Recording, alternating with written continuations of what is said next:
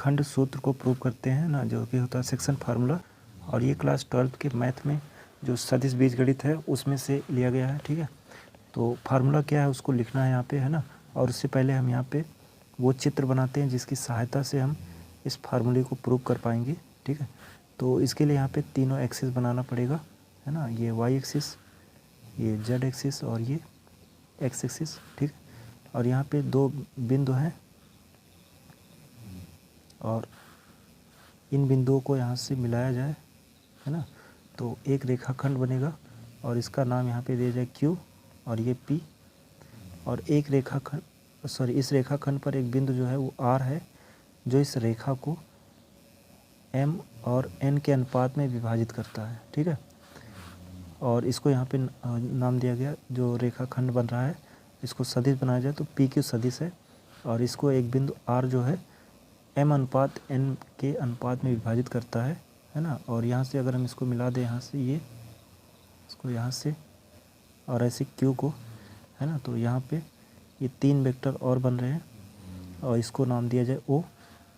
तो यहाँ से हमें कुछ चीज़ें हैं जो मानना है, जैसे कि यहाँ पे लेट करेंगे OQ, है ना। OQ की वैल्यू जो है यहाँ पे B मानेंगे। और ऐसे ही OR जो है इसकी वैल्यू हम यहाँ पे R मानेंगे। ठीक है, और उसके बाद है OP, इसको A माना जाए। ठीक है, तो इन सब की सहायता से जो यहाँ पे OR आएगा, है ना, OR यानी कि R vector R equal to आएगा, फार्मूला आएगा यहाँ पे, वो है MB वेक्टर प्लस का NA वेक्टर और divide by M plus N। ये फार्मूला हमें प्रूव करना है ना। यही होता है खंड सूत्र। ठीक है, तो इस फार्मूले को अब आइए प्रूव करते हैं। ठीक है, तो सबसे पहले यहाँ पे, है ना, ये देख लेते हैं कि ये जो अनुपात है ना, ये PR बटे में RQ, है ना। यहाँ से PR बटे में RQ ये है M बटा N। और इसी को अगर सॉल्व करते हैं, तिरछा गुणा करा दें, तो ये हो जाएगा NPR बराबर रहेगा MRQ। ठीक है, इसको मानते हैं समीकरण नंबर 1। इतना क्लियर हुआ। अब यहाँ से जो दो त्रिभुज बने हो ना, उसमें से एक त्रिभुज को लेते हैं, यानी कि त्रिभुज यहाँ से हम एक बार ORQ में चलते हैं, ORQ में।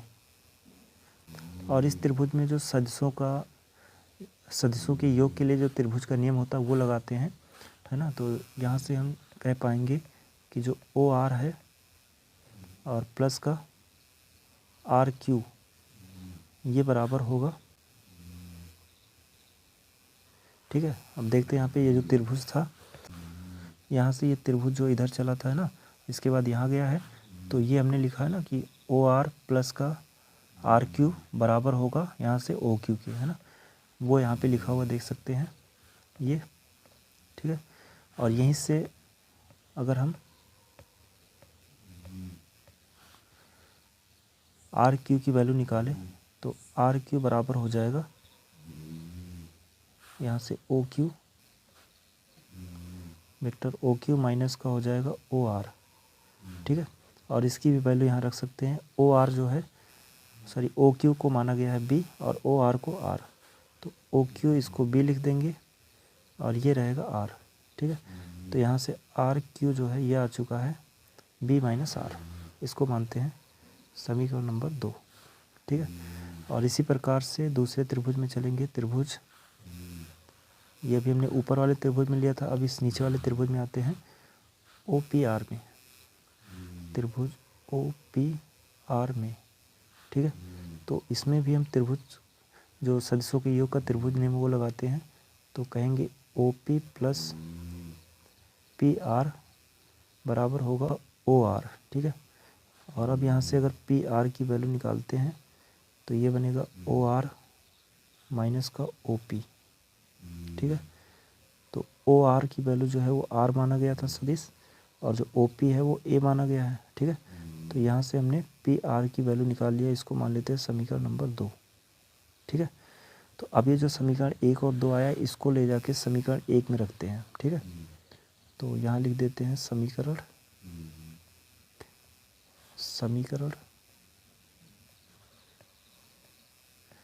2 व 3 से मान समीकरण 1 में रखने पर,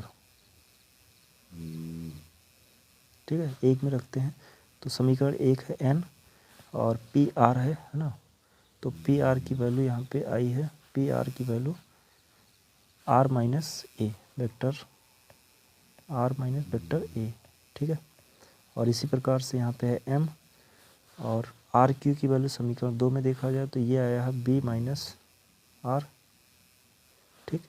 अब n को अंदर मल्टीप्लाई कराते हैं तो ये बनेगा एन आर माइनस का एन ए, ये वेक्टर है, और यहाँ से एम बी वेक्टर हो जाएगा माइनस का एम आर, ठीक है।